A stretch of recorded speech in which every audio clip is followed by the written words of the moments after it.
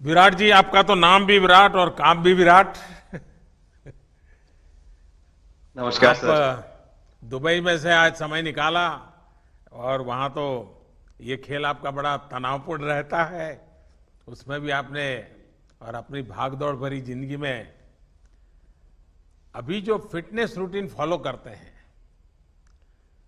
मैं जरूर चाहूंगा, देश भी जानना चाहेगा, क्योंकि नौजवान आपको आपकी हर गतिविधि को देखता है, ये आपको कैसे मदद करता है।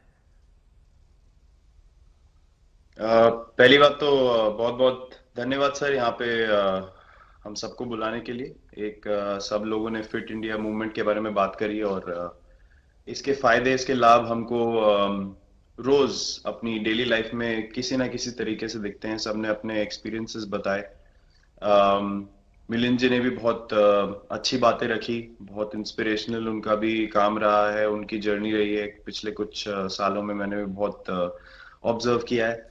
और मेरे खुद के एक्सपीरियंस में सर एक ट्रांजिशन एक्सपीरियंस करने को मिला मुझे कि जिस जिस पीढ़ी में हम खेलना शुरू हुए और जो उस समय खेल की हमारी डिमांड्स थी, वो बहुत तेजी से बदली एक समय के बाद। और मुझे ये एक्सपीरियंस हुआ कि जो एक हमारा सिस्टम बन चुका था, हमारा एक रूटीन बन चुका था, वो हमारे खेल के डिमांड्स के लिए सही नहीं था और उसे बदलना जरूरी था।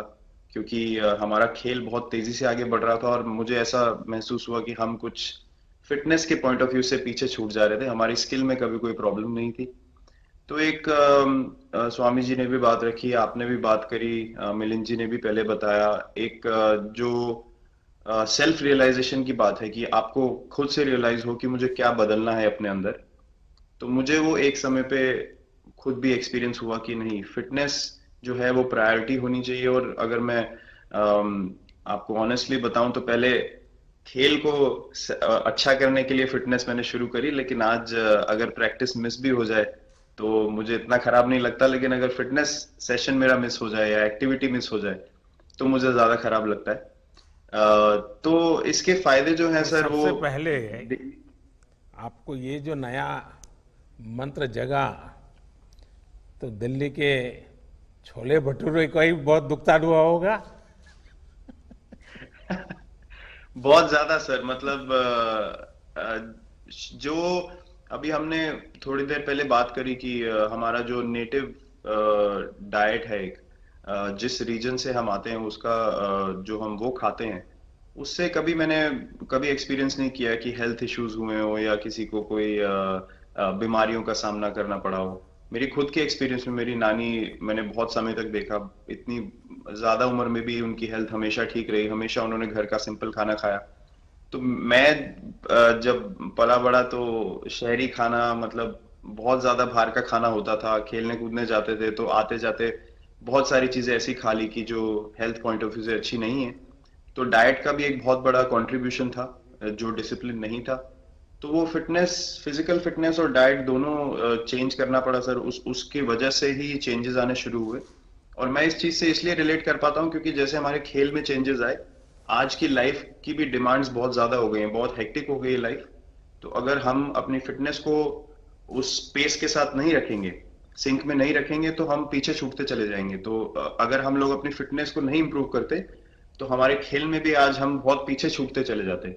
क्योंकि आप सिर्फ अपनी स्किल पे डिपेंड नहीं कर सकते। आपका जो मेंटल स्ट्रेंथ है, वो आपका शरीर कितना तंदुरुस्त है और आपका दिमाग कितना तंदुरुस्त है, उस दोनों का एक कॉम्बिनेशन साथ में चलता है। तो अगर मेरा शरीर सपोर्ट नहीं कर रहा है जो मेरा दिमाग सोच रहा है, तो मैं जो करना चाहता हूँ मैं नहीं कर पाऊंगा। तो आपके मुझे छोटे सामने छोटे कैलोरी चेंजेस। कम करने का भी तो चैलेंज रहता होगा और इतना बड़ा काम करने का भी चैलेंज रहता होगा। उसको कैसे हैंडल करते हैं। सर मैंने अभी जो अपने अनुभव में मैंने ये चीज एक्सपीरियंस करी है, वो ये है कि खाने के बीच में समय देना बहुत जरूरी है। हम लोग बहुत बार खाते हैं और फिर बड़ी मील के बाद वो छोटा छोटा खाते चले जाते हैं पूरा दिन। तो वो जो हमारा सिस्टम है, उसको कहीं प्रोसेस करने का मौका ही नहीं मिलता खाने को, और रात तक हम खाते चले जाते हैं। तो मैं जब छोटा भी था तो 11:30 12 बजे डिनर हो रहा है, उसके बाद मीठा खा के एकदम सो गए। कुछ एक्टिविटी नहीं, कुछ उसके बाद वॉक नहीं। तो आई थिंक ये छोटी छोटी चीजें जो है जो बहुत मैटर करती हैं कि आप अपने अंदर के सिस्टम को भी कितना समय दे रहे हैं उस खाने को प्रोसेस करने के लिए जो आप खा रहे हैं। तो उसके लिए अवेयरनेस बहुत जरूरी है कि आप किस वजह से कर रहे हैं। आप अपने आप को ओवरऑल फिट रखने के लिए कर रहे हैं या फिर सिर्फ वेट लॉस के लिए कर रहे हैं, जैसे अभी रुजुता जी ने बोला। तो प्रायोरिटी बहुत जरूरी है अपने दिमाग में कि आपकी इंटेंशन ठीक होनी चाहिए, फिर अकॉर्डिंगली आपके रिजल्ट्स भी वैसे ही आएंगे बाहर। मैंने सुना है कि इन दिनों टीम के लिए एक योयो टेस्ट हो रहा है। क्या ये कैप्टन को भी ये योयो टेस्ट करवाना पड़ता है कि आपको छुट्टी होती है? और योयो टेस्ट होता क्या है? क्या क्या क्या करना पड़ता है?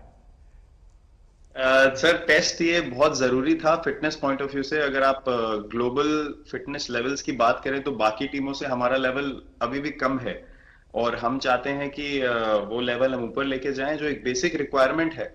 आज की डेट में हम लोग फोकस करते हैं कि जैसे T20 मैच हो गया या वनडे मैच हो गया, वो एक दिन में खत्म हो जाता है। लेकिन अगर हम टेस्ट मैच की बात करें जो 5 दिन आपको खेलना है, हर शाम को आपको वापस जाना है, अगले दिन फ्रेश आना है, तो उस पॉइंट ऑफ व्यू से ये फिटनेस जो स्टैंडर्ड था वो बहुत जरूरी था। और मैं सबसे पहले मैं ही जाके भागता हूँ, और ये कंडीशन है कि अगर मैं भी फेल हो जाऊंगा तो सिलेक्शन के लिए मैं भी अवेलेबल नहीं हूँ। तो आई थिंक ये सिस्टम और ये कल्चर सेट करना बहुत जरूरी होता है। और उससे क्या होता है सर, ओवरऑल एक जो फिटनेस लेवल है टीम का बढ़ेगा। जैसे टेस्ट क्रिकेट में हमारा बहुत बार होता है कि आप थके हुए हैं, तीसरे दिन आके आपको, जैसे हमारे फास्ट बॉलर्स हैं आज की डेट में, वो दुनिया में सबसे ऊपर है, तो उनको अगर दूसरे तीसरे चौथे दिन आके वो एफर्ट डालना है फील्ड पे, तो वो डाल सकते हैं। पहले क्या होता था, स्किल हमारे पास हमेशा से रही है, लेकिन शायद जो मैंने आपको बोला वो ट्रांजिशन मैंने जो एक्सपीरियंस किया, हम लोग वो जरूरी समय जो आता है जहाँ पे शरीर थक जाता है और टीम को आपकी जरूरत है, वहां पे परफॉर्मेंस जो है हमारी डिप हो जाती थी और दूसरी टीम जीत जाती थी। आज की डेट में हमारी फिटनेस की वजह से हम वो जरूरी समय में उस चीज को कैपिटलाइज कर पा रहे हैं और हमारे रिजल्ट्स उसी तरीके से आ रहे हैं। तो एक एक sir benchmark I think elite sports में होना जरूरी है, उससे एक फिटनेस विराट कल्चर जी, बना। मैं देख रहा हूं कि आपका टाइम मैनेजमेंट तो है ही है, लेकिन फिर भी आपकी एक्टिविटी इतनी नजर आती है ना, मैं भी कभी कभी फॉलो करता हूं। कभी थकान नहीं लगती क्या आपको?